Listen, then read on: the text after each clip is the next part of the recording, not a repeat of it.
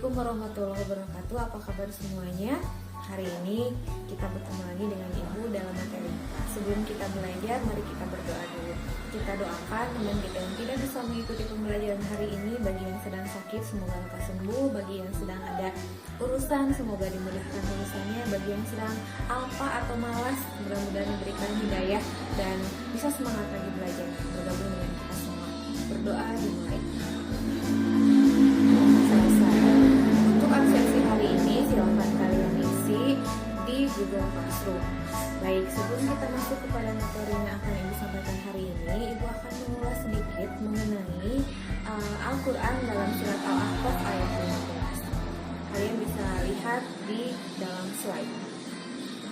Dari ayat tersebut dapat kita ketahui bahwasannya Allah memerintahkan kita untuk berbuat baik kepada kedua orang tua, dan Allah juga meminta kepada kita untuk selalu meminta kepadanya diberikan keturunan yang baik, keturunan yang soleh dan solehah, juga keturunan yang baik secara fisiknya, sesuai dengan sifat dari orang tuanya.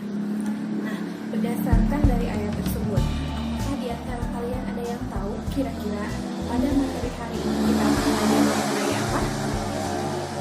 Ya, kita hari ini akan belajar mengenai pewarisan sifat. Seperti halnya materi yang sudah kita bahas sebelumnya, kita sudah membahas mengenai materi perkembangbiakan pada makhluk hidup. Tujuan pembelajaran kita hari ini adalah yang pertama mengetahui materi genetik pembawa sifat, yang kedua mengetahui peranan materi genetik dalam pewarisan sifat. Makhluk hidup yang berkembang biak pasti akan menurunkan sifat-sifat keturunan dari induk kepada anaknya, kepada keturunannya. Setiap makhluk hidup akan mewariskan sifat-sifat dari induk kepada keturunannya. Nah, sifat-sifat ini yang akan diturunkan dari induk kepada keturunannya itu berada di dalam inti sel, yaitu berupa kromosom. Di dalam kromosom itu terdapat DNA dan RNA. DNA dan RNA itu akan menentukan sifat-sifat tertentu dari induk kepada keturunannya.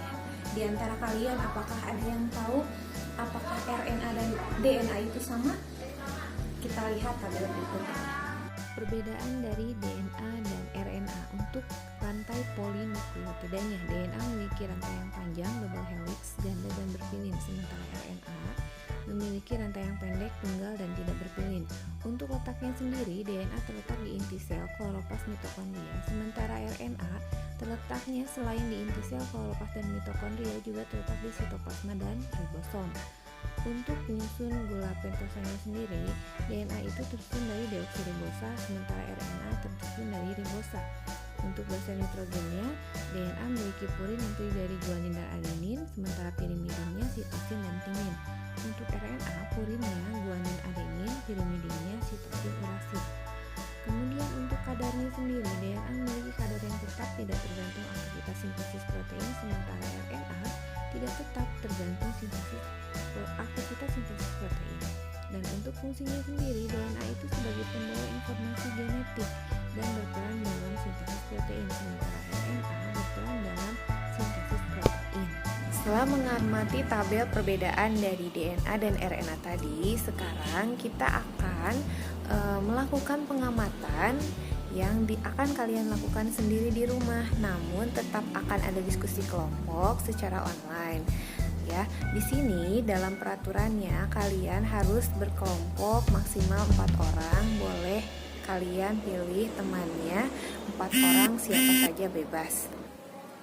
Setelah kalian mendapatkan kelompok belajar dan diskusi kalian, berikutnya yang harus kalian lakukan adalah mengidentifikasi ciri-ciri apa saja yang muncul dari orang tua kalian, yang muncul pada diri kalian, atau juga dari orang tua rekan-rekan kalian ke rekan kalian secara fisiknya. Jadi yang kalian butuhkan di dalam praktikum kali ini adalah sebuah foto keluarga yang lengkap, yang terdiri dari ayah, ibu, kalian, adik atau kakak. Selanjutnya, apa yang harus kalian lakukan? Sekali lagi, kalian buat kelompok sebanyak 4 orang. Kemudian perhatikanlah foto keluarga dari anggota kelompok keluarga kalian. Setelah itu, identifikasi ciri-ciri yang ada pada orang tua tua yang muncul pula dalam diri kalian. Ciri-ciri yang muncul yang terdapat dari orang tua dan diri kalian isikan pada tabel yang sudah Ibu share di grup dan juga dapat di dalam tabel minggu ini. Kemudian setelah mengisinya, kemudian kalian diskusikan bersama teman kalian yang satu kelompok. Bandingkan hasil pengamatan yang kalian lakukan dengan pengamatan teman kalian lakukan. Berikut ini adalah tabel keterangan untuk mengisi tabel ciri-ciri yang ada di tubuh orang tua kalian yang muncul pada diri kalian. Di antaranya terdapat warna kulit. Warna kulit kalian bisa tulis apakah kuning langsat, sawo matang, atau putih atau hitam.